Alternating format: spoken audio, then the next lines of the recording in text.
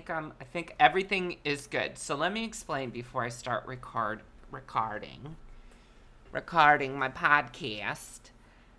See, what happened was I traded in my 6 gigabyte M1, or my 8 gigabyte, M1 for a 16 gigabyte M1.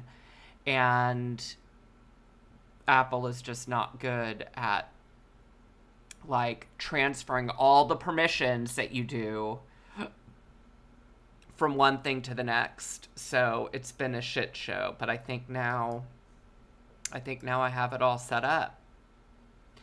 I think I'm good to go now. I know it's been nonstop problems with me, and I want to apologize for that thing that went down in the calf. Okay? So I think I can start recording to do my Fox in the City proper. Start it recording now. Oh, of course, there's a delay here. Oi, Ragan Fox. Fox in the City. Stuck me in the tuchus. And give me an oy vey. So the reason why you really have Madge Weinstein to thank. Oh, my foot fell asleep. The reason why I'm doing this rare Friday Night Live program is because Madge Weinstein was bitching about my audio again, and I was trying to explain to her, because this is a very expensive mic that I have, and I just haven't fiddled with any of the settings. And so now I've fiddled with the settings, and so now I feel, whenever I fiddle with the settings, I feel like I need to test it out in a podcast, so that's why I'm recording now. But this does not negate the fact, as I've said before in a previous podcast, that Madge is very abusive to me. Look, don't bully me, all right? I can't take it. I was cyberbullied within an inch of my life last night. That's right. I was cyberbullied within an inch of my life by Madge Weinstein. She takes no prisoners. She was very condescending to me, tried to compare her horrible video setup to my audio setup, tried to insist that it was the mic's fault. I have a Blue Yeti Pro mic, okay? It's very expensive. It's very expensive.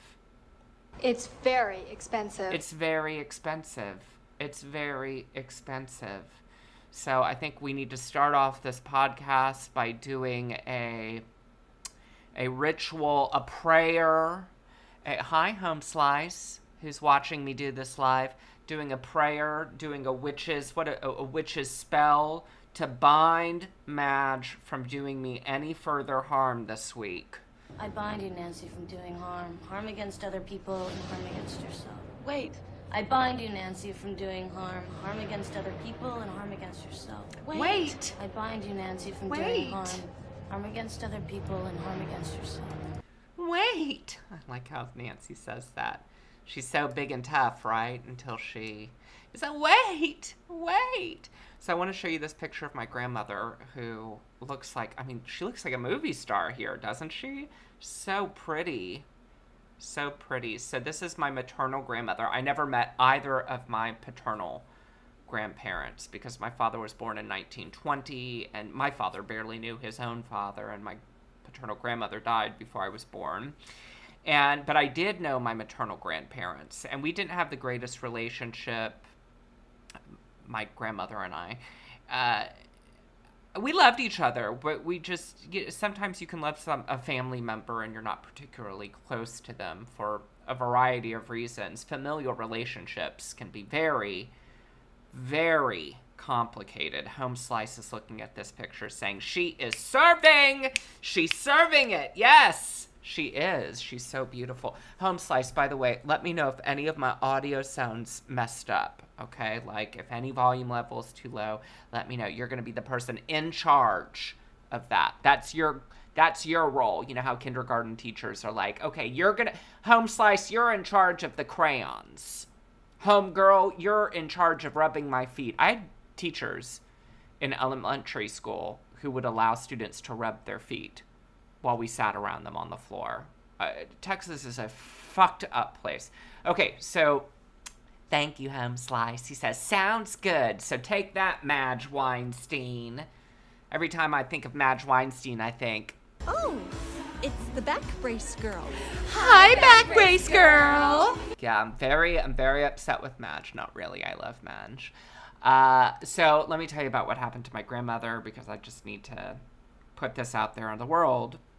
So my grandmother has had dementia for quite a while, for well over a decade. And as dementia does, it gets worse and worse every year. And she's been in a home in Madisonville, Texas for many years now. And she's bedridden and she doesn't know where she's at. And her quality of life has not been great. And so a nurse went into the facility, and the nurse had COVID but was asymptomatic and didn't realize she had COVID. And as so many people do during this pandemic, I don't believe she was taking the protocols seriously, because that nurse ended up infecting 17 people in my grandmother's nursing home, including my grandmother. And my grandmother ended up dying as a result of COVID on New Year's Day. I don't know what it is about holidays and my family, because I was born on Mother's Day and my grandmother died on New Year's Day. It's very, very weird. So I don't mean to be a Debbie Downer. I don't mean to start off with pity me, go to my Amazon wish list and buy things for me because my grandmother's dead. Just because your dad was killed in some freak accident, nobody can have one? Well, I'll tell you something. My daddy's alive and yours is dead, and ain't nothing gonna change that. I love that. And ain't nothing gonna change that. I love that. That was when Janine Garofalo was funny. Not anymore. Not anymore. I watched one of her specials, I think on Amazon Prime, and I was just like, oh, I couldn't even get through it. She used to be my favorite comedian. Not anymore. Not anymore. So that's where I'm at. I've been trying to process what my grandmother's passing means to me, but at the same time be there for my mother, because my mother and my grandmother were very, very close. But two moments stick out to me, and I've written about them on Facebook, because that's how I work through my stuff. I write about it. And because I find that when you have to put things in front of an audience, whether it's an audience and you're in the theater and stage, or an audience on Facebook, more of a text-based audience, then they keep you honest, right? Because if you're being an asshole, then they'll tell you, like, you know, I don't, your take on this isn't that great. So I know when I'm working, at any rate. So there are two incidents with my grandmother that really stick out to me that I've written about over the past week since she died.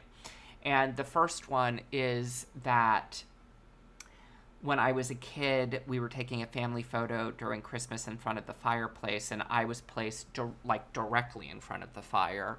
And, you know, when you're a kid, I was probably 6 years old, and it was just like burning my legs, and I was already uncomfortable it's hard to take family photos when you're a kid, when you're a little boy, and you just want to be around, moving and doing stuff, and plus it was burning my legs, and finally I think I was complaining so much and so uncomfortable, like legitimately uncomfortable, that my mom, I think, was just like, let him sit the photo out. And my grandmother said, fine, I'll just tell everybody I have one less grandchild.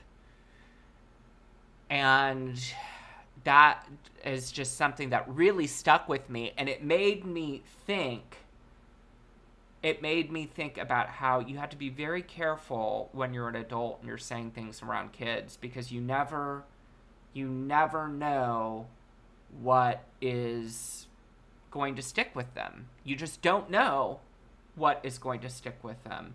And that's one of the things that stuck with me. And then the other thing that stuck out to me was, and this happened much later, I mean, probably when I was in my mid-20s, I had a conversation with maybe even early 20s. I had a conversation with my grandmother who, right after I got into a big argument with my mom, and she came to my mother's defense. And I was just calling to say Happy New Year to her. Like, I wasn't expecting to get into some type of, like, argument with her on the phone, and she was being very icy to me, and I was like, what's going on? And she started defending my mom, and my mom and I were having a conversation about one element of the argument that I had with my mom was about sexual abuse that I survived dealing with my brother. And so I came out of the abuse closet to my grandmother on that phone conversation, because I'm like, clearly you don't know everything that the fight was about. For instance, did you know this? And she and my brother were very tight. And her response to me was, well, there are two sides to every story. Kazawazawa? I mean, so those two incidences really, really stuck to me like super glue, like syphilis. You have syphilis. No. Not only that, it appears that your syphilis is infested with crabs, and those crabs are carrying gonorrhea. Oh, come on. I have all those things at the same time. So I don't mean to be a Debbie Downer. I mean, maybe I do, but that's just kind of where I'm at right now. So part of it is, as I was saying before, comforting my mother and trying to make her feel good, or not good, but just being there for my mom because they were so close. And then the other part is I have to go, okay, what does this mean to me? What does the loss of this person mean to me? Because she was my last living grandparent, and I have to process this for myself in my own way. So that's where I'm at. That is where I'm at. And then of course, dealing with Madge's horrible abuse of me. It's so mean. She's so terrible to me. Lisa Rinna told me that I'd have fun. Didn't. Madge told me that I need to see the Black Mirror Death to 2020 episode, which has not gotten very good reviews. But the thing is that Madge knows me pretty well, and we both love Lisa Kudrow, and he said that Lisa Kudrow is really good in it. He said that she plays a character where well, hold on, I have to fit this clip in. So when I saw the bad reviews of Death to 2020, I was like, Note to self, after a long day at work, I don't want to see that. that's what I was thinking to myself, right? But now I kind of feel like, okay, maybe I should give it a shot if Madge thinks I like it. So Madge said that Lisa Kudrow plays a conservative pundit who keeps changing her spin, her viewpoint she modifies it based on whatever is happening in the news. Oh, look, Tony's here. Tony, I need something for Tony. I need something. Whenever I see Tony's in the room, I'm like, it's like I'm walking on sunshine. okay, so that's where I'm at. So let's talk about some of the stuff, because I thought, oh, well, if I'm going to test my mic stuff and going to do this impromptu live episode of Fox in the City, then maybe I can...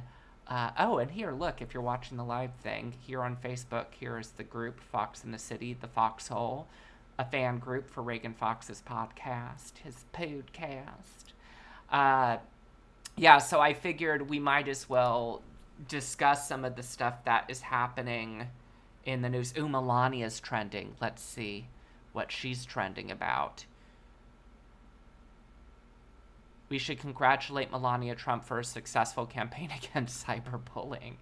That's funny. I have to tell you this. Oh, by the way, I am doing a public reaction freakout video. I've been working on my curated list. I have some really good videos in there. Some real good videos in there. I'm going to be doing that tomorrow afternoon. But I do want to share this with you. This is something that my friend Chad posted, and it's done in the voice of Melania Trump, which I think is really, really funny. And it says, it's a tweet done in the voice of Melania Trump. And it says, I just got home from Baron's band practice. He's in a grindcore band called Shit Christ. And Donald was dead, face down in toilet, which was overflowing with diarrhea. What a mess. It's all over his mouth. Yuck! Oh, Tony said that he needs an ab fab clip, some Sweetie Darling. What I need to do is I need to download some ab fab sound clips because I love the clips from. I also want Gabon. There's so many that I like from that show. I love that show. I love that program. Let's see, what else do I have going over here? Funny Peeps. Who do I have under Funny Peeps? Ha ha ha! I'm back, bitches! And those 2 bitches that left, they better learn to sell pussy in Iceland, because if I ever see them again, I'm gonna cut their fucking throats. Nice. So, what a weird week. What a weird week in the news. I guess I should do the segment music for my news. If I can find it. If she can find it. Hold on, let me go to... Sorry. I don't have my regular... it's funny. I have all these sound effects plugged into my Elgato Stream Deck, but one of the things that I don't have is my regular Fox in the City segment stuff. And, why not? Fox in the City Miscellaneous News. I was reading Yahoo News the other day. What are the top 5 stories that I need to know This right is now? a freaky dicky story from the headlines. Crazy motherfuckers. It's hard to believe that I've had that segment music for Fox in the City News for, let's see, I started podcasting, I think, in 2004. 16 years. God, I'm getting old. You could dry beef down there. You know what clip I wish I had now? I know I'm very clip happy right now, but I wish I had the clip from Mommy Dearest where she says, and they're saying, you're getting old. I'm not mad at you. I'm mad at the dirt. You know what would have been so great if in that scene, because really Aliens and Mommy Dearest are happening, they're being produced and filmed right around the same time. So it would have been so great if in the middle of the wire hanger scene, we had Sigourney Weaver come out. Wouldn't that have been great? Like, No wire hangers! Get away from her, you bitch! oh, that would have been so great. I would love, after the week we've had, I would love to see, what's her name? Faye Dunaway just get roughed up. I would love that. She's such an evil, horrible person. I live about 4 blocks away from the house that she just moved out of a couple of years ago and that she lived in for quite some time. And by all accounts, I have hairdresser friends who have worked with her. I know other people in the industry who've worked with her. She is a complete monster. And so it's good to know that about her. Why are you screaming? Because I'm damn mad! She was Leah Michele before Leah Michele was Leah Michele. Okay, so roller coaster of a week where we start off and everything is fantastic in Georgia, right? Georgia. Is that how that Georgia on My Mind song goes? I don't know. I would play it on YouTube, but then they'll ban my video from YouTube. It's so weird. I don't know. Explain this to me. It's so odd that whenever... So I'm not allowed to play YouTube videos when I'm live streaming on YouTube. I can play them, but then I'll get the copyright infringement, even though I'm just playing the stuff that's on YouTube. I guess it's like who gets to profit off of it or who gets to monetize it. Okay, I guess that makes sense. So yeah, I'm very excited about that. I'm very excited about that. In Georgia, we have the first Black person who is senator from that state and the first Jewish person. And by the way, I'm very sexually attracted to John Ossoff. Is that how you say his name? Ossoff? I don't know. And I would definitely like to go on dates with him. I'd like to wine and dine and 69 him. I think he's younger than me. He's 33 years old. Oh my gosh, he's a twink. And the thing is that his pictures don't really do him justice. When I see him speaking, I'm like, yes. Yes, I'm very into this guy. He's Jewish. He's successful. He's a senator. I'm marrying a senator, Dad. I'm marrying a senator. Look, he got me this ring. It's a James Avery ring. That was the big ring to have when you lived in Texas. That's right. Tony, how old are you? Because Tony said he is a cutie, but he's a little young. I'm just curious. How old are you? How old are you? You keep getting sound clips. You'll need to upgrade to Stream Deck XL. I know. I'm a size queen. I need lots. Tony's 50 years old. We're very, very similar in age, Tony, because I'm 44. So you're just a smidgen older than me. Just a tiny bit older than me. Just a little bit older than me. When I was in middle school, you were in high school. That's the difference between us. So what was I saying? Oh yeah, so in Texas, because I really enjoyed that Seiko rant I went on about Holly Henderson, about the Seiko watch, Holly Henderson's Seiko watch. So when I was in middle school, really, this is when they were very popular. There is a jeweler named James Avery in Texas. And James Avery had dangle rings. Hold on, I'm going to put this into my Google image search. So, James Avery dangle rings. And that was the coolest thing for all of the girls to have. So, of course, and here's pictures of them. If you're watching live, you can see it. I wanted a James Avery dangle ring so bad. So, of course, I got them. And of course, that's why everybody thought I was as gay as I am. And I am. I'm super duper gay. Why am I in a ladies' jail? I am a man. Faggot.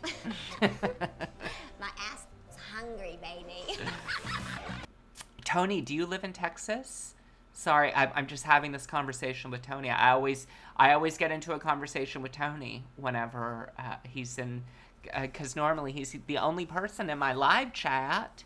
We had Home Slice, but he abandoned me like everybody else in my life, like every man I've ever dated, like my father, like my mother did when I was just an infant, like my nanny, Monica. Oh, I lived in Austin for quite a while, Tony. I lived in Austin too. So yeah, James Avery rings were the thing to have. And the more James Avery rings that you had, the better, the more powerful you were. That is how you marked your territory in Texas middle schools. At Libi Middle School. How many James Avery rings do you have? Sorry, you can't sit here. You only have 2? And then they even had oh my gosh, I can't believe it's so funny when you start talking about something and then that triggers other related memories, because that's what's happening to me right now. So they had knockoff James Avery dangle rings too, because that's how popular they were at the time. And so, but they weren't nearly as nice because the James Avery are sterling silver, right? And so you could tell, like, if somebody had the imposter ring, it would be all like bent out of shape. And how many James Avery rings do you have? Okay, maybe you can sit with us today. Let me see which charms you have dangling off your ring.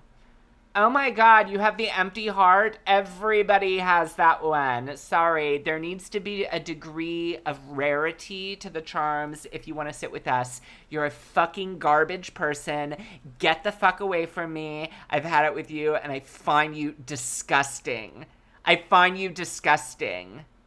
Go stick tater tots up your nose, you fucking filth garbage human being. That's what it was like. It was very cutthroat at Libi Middle School. Very, very cutthroat. But that was just my way of saying that I want that Osif guy to... That doesn't sound like a very Jewish name to me. Like Osafowitz, maybe. Osofman. Maybe they Americanized his name. I don't know. But I guess Fox doesn't necessarily sound all that Jewish, and I'm Jewish. I'm Jewish by insertion, right? Because my father is Jewish, but my mother is not. I think that's what they say. So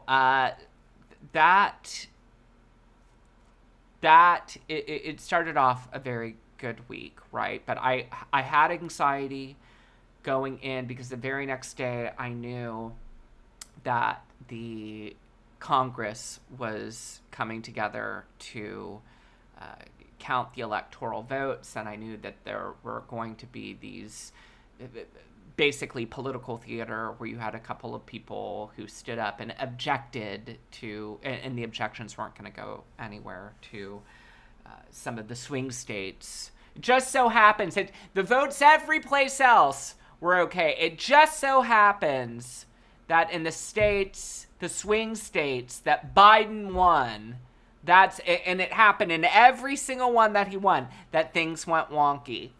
And it doesn't affect the senators. It's only the presidential. That's the way it worked, huh? I mean, the logic is just really confounding. I don't get it. There is no logic, and you can't reason with these people.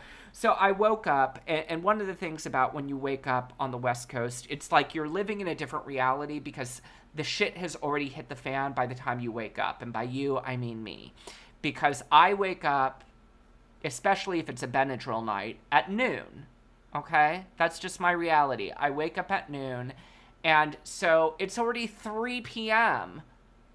on the East Coast. So by the time I wake up, we already had people who have invaded the Capitol and shit like that. And so I didn't want to watch any of it while it was happening, because I was going to be too triggered. I don't want to see people desecrate the Capitol. I heard people were rubbing feces on the Capitol. Where's the bathroom? Where isn't the bathroom? Jeez, wear a catheter. Go in the corner. But finally, that night, I got on to look at public freakouts on Reddit, and of course there were tons. Hi, VertiVolt. There were tons of videos that people had posted of all of these idiots filming themselves committing federal crimes, and it was just so disconcerting to see. And these people are psychopaths, and they're not connected to reality. And we live in a world right now where people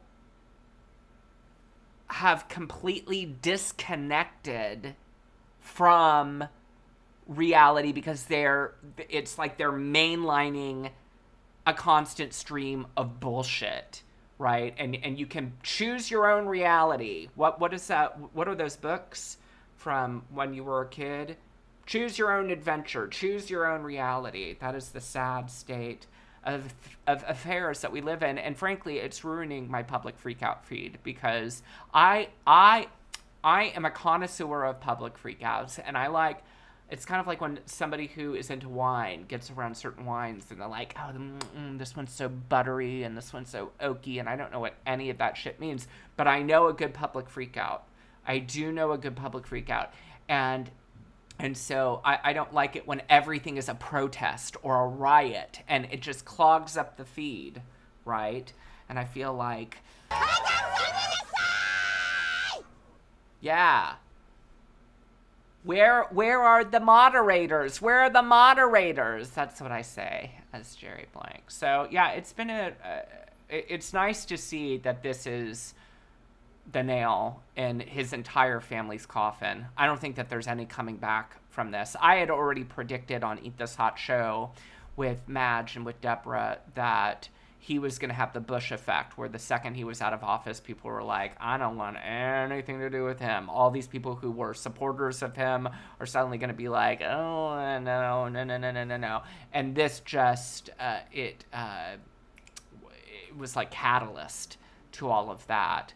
And now it's just like the worst thing that you can do is to be a Bush defender. And then people like Ted Cruz and that Hawley or whatever guy who objected even after the Capitol was raided during that insurrection. I think that they have really bad political fortunes in front of them. I do. They thought that it was going to work out for them by doing that, but that stunt, it's going to forever taint them. I said taint. You see, all of the rats are leaving the ship right now, right? All of them are fleeing the ship. Even Betsy DeVos She got out of there. She tendered her resignation, and she's the all-time worst, all-time least qualified cabinet member in U.S. history. And even she was like, you know what? I'm out. I'm out. I'm outie. Bye. She's like, bye. I heard that Hope Hicks. You have to be careful of all of those girls with alliterative names, and the men as well, too, frankly, like Holly Henderson, Wendy Windland, who I did like Wendy Windland. She went to my school, but she had an alliterative name, and so she's tainted by it. Hope Hicks. Hope Hicks is just awful. And then you have KKK. You have Kellyanne Conway. You have Kayleigh McEnany and Kelly Loeffler, who actually, Kelly Loeffler, the senator from Georgia who lost, who was appointed by her governor, so she didn't ever win. She never legitimately became senator by popular vote. But she actually, in the 11th hour, turned around and was like, you know what, I'm going to withdraw my objection. What happened was just too insane, even for me. And that is somebody who, she doesn't even have any morals. She doesn't even have any ethics. She owns that WNBA team, I think, the Atlanta Dreams, I think it's called. And then she's the one who got into all that trouble for selling a bunch of stock after the private, secret, top secret COVID meeting, right? And so that's somebody who has no moral compass. And even somebody without a moral compass realized, I need to get the fuck out of here. I'm out of this situation, motherfucker. She was like, adios. Adios, motherfuckers. I'm out of here. You know what? I need to go on, I need to get some clips. I need to get some clips from, what's that movie that I love with Kristen Wiig, where she wrote it, and she's Bridesmaids. I need to get some of that, right? And then the rest of the people who continue, and there are people who continue to support. There are people who, what is that asshole in the U.S. House of, no. Oh, I can't remember his name. The guy who's a congressman who was like basically, Matt Gaetz, that guy who is the rent boy living with him, who claims it's his son, his adopted son. Yeah, honey, I believe that. He's all like, oh yeah, the insurrection, it was actually staged by Antifa actors, and it wasn't actually people who are Trump supporters. I'm like, honey. I'm dealing with this the same way I dealt with my own alcoholism and drug addiction, with lies and delusion. I mean, that is exactly what it is. And get a grip. I mean, just own up to it. You have to know when your number is up, and the number is up. The number's up. It's up, sweetie. It's up. It's done. You're done for. Your goose is cooked. So let's see what's going on in the news right now.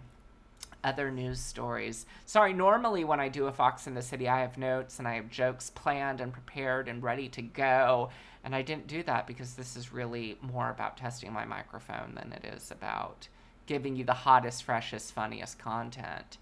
President Trump permanently banned from Twitter. Yes, that's amazing.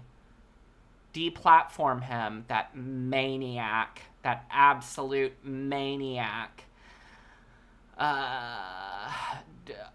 Democrats are going to introduce articles of impeachment. I don't know how I feel about this, because what this means is, although I saw somebody who posted a really interesting argument. So they say there's not enough time to go through with the impeachment, but then somebody else was like, give me a break. The same Congress was able to ram Amy Coney Bryant through in a week and a half. They can impeach Trump in less time. And I was like, okay, that argument is pretty compelling to me. My concern is that I don't want Biden to have to begin his administration with a Trump impeachment, because that's one of the things that they're talking about. You can go back after Biden has become president and impeach the president again, and then he wouldn't be able to run for president again if the Senate decides that, the impeachment inquiry is valid and the charges against him are valid. So let's see. Yeah, I just don't want it to taint. There's that word again, taint. Oh my gosh, my foot fell asleep again. Again, y'all. Let's see in my notes if I had anything else that I wanted to talk about. I mean, that may be it for me right now. I said Granny, Georgia, capital stuff. Madge being very abusive. I think that's pretty much it. That's pretty much all I have to say. It's a lot easier for me to do these live programs. I know that the ones that I pre-record and do the production of are better. I know that. I do. I mean, this one is super on the fly and super stream of consciousness. I didn't prepare anything. And I'm probably, like, obfuscating my face. Don't you like these big words that I use? Before I go, I do want to talk about what I'm going to eat for dinner. But you know what? That's probably not interesting to anybody but myself. You know what I'm going to eat? I'm going to eat lots of dick. P.S. No condoms. Cowboys love riding bareback. Let me show you some of these other sound effects that I have that I think, they're just right there. So I'm going to walk into the room. I'm going to tell you what I'm going to do. Tony, I'm going to tell you what I'm going to do. I'm going to walk in the room. I'm going to unlace my top and show you my milky titties. They're so filled with milk right now. They're bursting. Then I'm going to unzip my dress, okay? Yeah, I'm going to do that. And then I'm going to uh-oh, that's my grinder. I had to turn that off. Oh, there it goes again. Because I'm so popular. So popular. Let me turn my phone off, okay? And then after I unzip my dress, I'm gonna let the I'm gonna build the tension of showing you my milky titties, right? So it's gonna be like a drum roll, and then here they are, here are my milky titties, and I'm gonna take out a whip and I'm gonna be like, yeah, you like that, don't ya? Oh yeah, you like that. You like that, huh? You like that? You like that? And so those are some of the ones that I have. And then I have animal sound effects. Oh, I guess I didn't put any of my animal sound effects in. Let's see what other funny ones that I have. In the old days of Fox in the City, whenever I said anything about abortion, I always cued my... Yeah, see, that's what I used to do. I have a bunch of different fart noises. It's important to have many farts, right? I slap people whenever they piss me off. I think that's good. But because I'm always failing, I'm always getting something wrong. So, this is what I should have done at the start of this episode. I should have been like, hi, welcome back. Welcome back to another live episode of Fox in the City. I don't mean to be a Debbie Downer, but my grandmother died on New Year's Day. So I guess she's not one to be able to see the insurrection at the Capitol.